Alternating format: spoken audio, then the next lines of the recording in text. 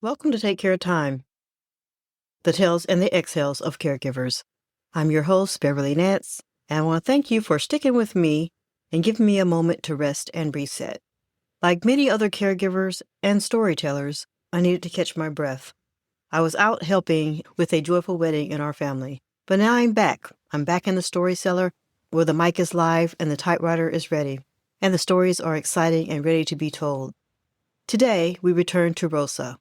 When we last heard from her, Rosa had risked everything to cross the southern border with her 2 children. She found work caring for others while barely keeping her own world together. An immigrant mother caught in the invisible threads of America's care economy. But what about the family she left behind? What happens to a marriage stretched across countries and time zones, with nothing but hope and voice messages holding it together?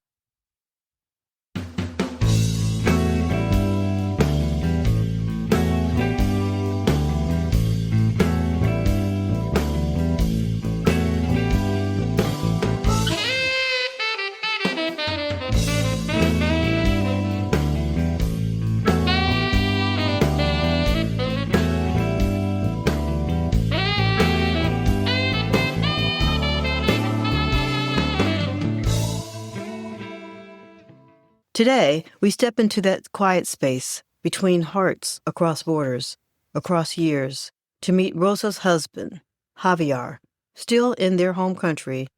Through their memories, calls, and longing, we'll witness a love story rewritten by distance and discover what it really takes to build a new life while waiting for permission to live it. This is more than migration. This is resilience redefined. Every evening after dinner, when Luna and Mateo have brushed their teeth, after the dishes are washed and the TV hums softly in the background, Rosa tucks herself into the far corner of her couch, clutching a prepaid phone like it's a lifeline, because, in a way, it is. It's her connection to Javier, her husband, her heart, still 2,000 miles away. Javier still lives in Honduras. He works construction when there's work and sells fruit from the roadside stand when there's not. He's survived gunfire, gang intimidation, and long nights of wondering if he's next. He didn't want Rosa to leave without him, but Rosa, brave, determined Rosa, knew they couldn't all go at once. The risk was too high. The children too young. They chose safety over togetherness. She would go first. And every night for the past 14 months, they've ended their days with a phone call.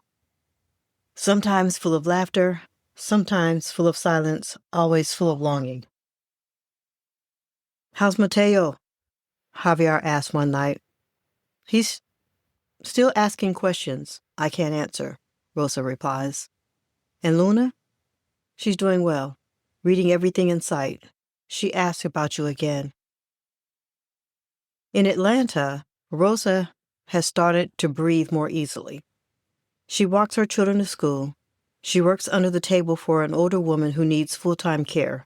She sends money home to her parents and Javier when she can. She misses home, but she doesn't miss the fear. In America, she feels something she hasn't felt in years.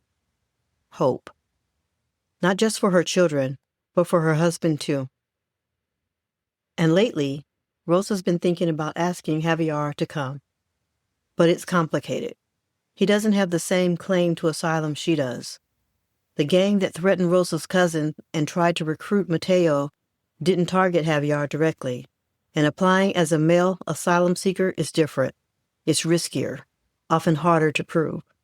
She wants to file a family reunification petition, but her asylum hasn't been granted yet. And the wait? The wait is endless. Still, Rosa holds on to the dream. Maybe one day they'll be together again, legally, safely, working side by side, raising their children in peace. But for now, her life is a careful balancing act. Working enough to send money home, but not so much she risks being noticed. Speak English confidently, but not too confidently.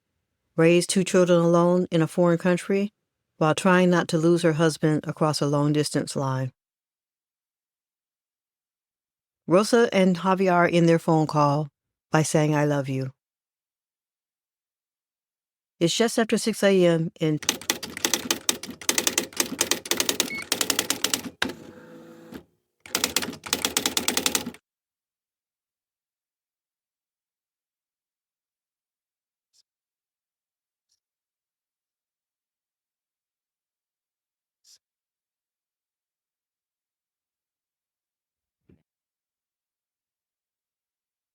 Javier is already sweeping dust from his family's small front porch. The air is thick with humidity. Sweat beads on his forehead before the sun fully rises. Rosa's absence is felt in every corner of the house. There's an empty coffee cup on the table she once sat at, a drawer still holding her rosary beads. The walls whisper her name, and yet the space is louder than ever with responsibility. Javier is no longer just a husband. He's become an errand runner, a caregiver to aging parents, the guardian of long-distance dreams. He walks past the church where they were married, past the bus stop where Rosa clutched Mateo's hand before they boarded that fateful van bound north. He smiles at neighbors who stopped asking when she's coming home, because the truth is, she's not. She's chasing a future, one he believes in, even if it hurts. Javier's work is patchy. A few days of construction here, a delivery job there. The country's economy, already fragile, was further crushed by hurricanes and instability. Gangs roam freely, extracting protection money from those who have nothing left to give. Javier stays out of their way, mostly. But even staying out of trouble costs something. Staying alive some days feels like a full-time job. Every few weeks, Rosa sends what she can. Not much, but enough for rice, beans, phone calls, phone minutes, and a little saved for emergencies. But she's not just sending money. She's sending hope, stability, a promise.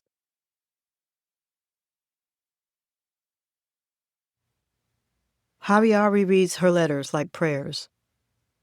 He doesn't always say it, but he's scared. Scared he'll never see his children again in person. Scared that Rosa will get detained or worse. Scared that the distance will become permanent. But more than fear, he feels love. And that love, as impossible as it sometimes seems, keeps him going.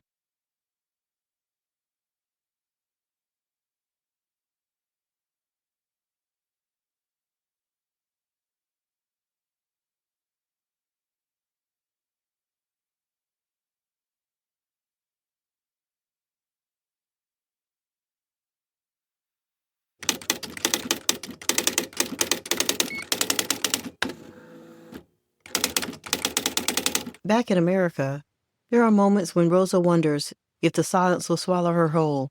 The days are long, the nights are longer. Her clients need her children need her, but she needs something too, something that gets lost in the shuffle of caregiving. Cash jobs and crossing fingers that this country will let her stay. Some nights when the children are asleep, Rosa sits by the window with her journal. She writes letters she may never send, letters to Javier. She tells him that the house they used to dream about still lives in her imagination, that she misses his cooking, that Mateo is learning more English than Spanish these days, and Luna is starting to forget what mangoes smell like freshly picked. She tells him she's tired, but holding on, and always, always promises they'll be together soon. But that promise is starting to stretch. She's been waiting nearly 2 years for her asylum hearing. She checks her mail every day like it's a ritual. Her attorney, found through a nonprofit legal aid, says delays are common. The court system is backlogged. The process is slow, often punishingly so. And Rosa?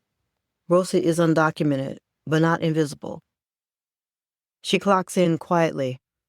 She smiles politely.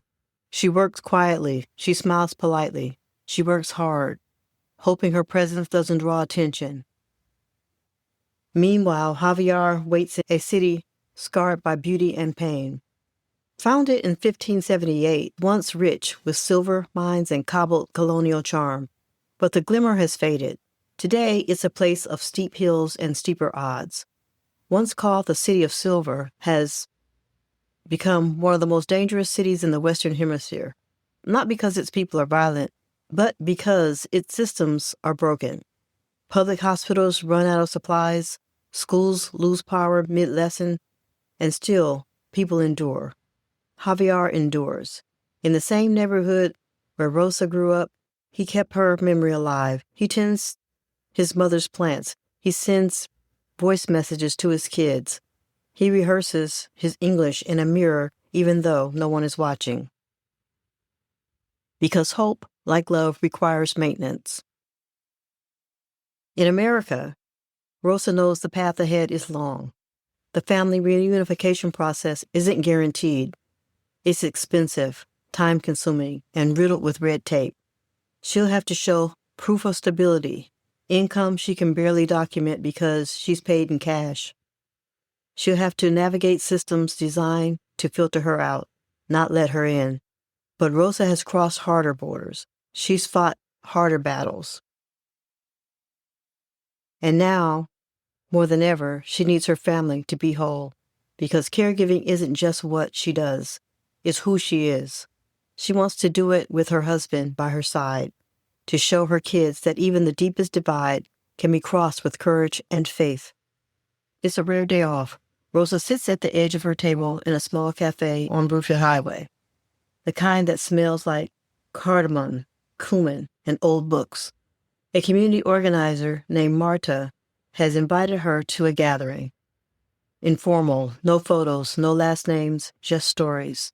Around the table sit women from El Salvador, Guatemala, Nigeria, Pakistan, Haiti, and Peru. Some speak in fluent English, others struggle to follow along, but it doesn't matter. What they share isn't in the language, it's in the knowing. They're all caregivers.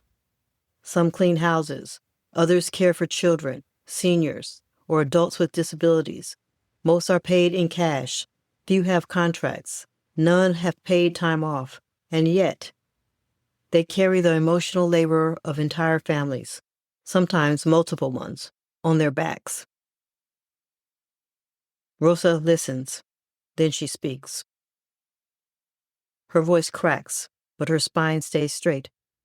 She tells them about the night she crossed the Rio Grande, about Luna sleeping on her chest and Mateo's shoes falling apart. She tells them about her client, a sweet elderly woman with Alzheimer's, who clutches Rosa's hands and says, "Thank you for coming back," even though Rosa never left. She says she feels invisible, but not forgotten. And in that moment, the women nod in unison, because they've all felt it too. That night, Rosa Googles U visa for documented caregivers, pathways to legal status after asylum delays, immigrant caregiver advocacy groups. She reads until her eyes burn. She finds a hotline. She finds a lawyer referral service. She finds hope stitched into the words of women who came before her, testimonies, written blog posts, affidavits, social media comment threads. She starts to believe that her story might be more than survival. It might be evidence. Rosa tells her kids gently that she wants to help other women like her, that maybe she'll write their stories down, that maybe one day their father will walk through the door of this very apartment. Mateo shrugs. "Cool," he says. Luna claps her hands and asks if she can help. She presses her palm against the glass window. It's not quite warm, not quite cold, just like her place in this country. But Rosa is no longer silent. She is a storyteller. And storytelling, in a world that tries to erase people like her, is a revolutionary act.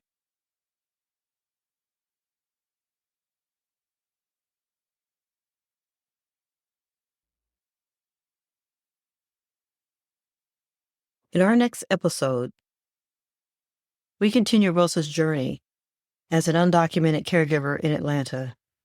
With her asylum case delayed and her husband still back home, Rosa builds quiet strength through sisterhood, sacrifice, and the power of shared stories. At a community gathering of immigrant caregivers, she discovers she's not alone and that her voice may be her greatest form of advocacy. This episode reveals the hidden world of under-the-table caregiving, the resilience of undocumented workers, and the courage it takes to speak up in a country that isn't sure it wants you.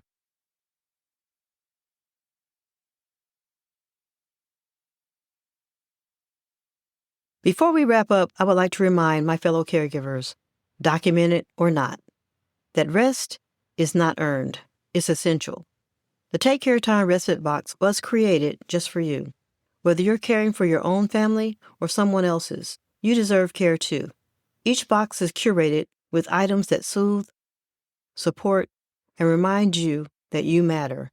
Visit takecaretime.com to subscribe or send one to a caregiver you love. If Rosa's story touched you, please share this episode with someone who needs to hear it. Caregivers, especially immigrant caregivers, are the invisible scaffolding holding up families across this country.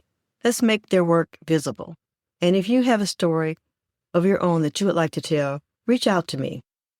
This is Take Care Time, the tales and the exhales of caregivers, where we hold space for those who hold so much. Until next week, take care.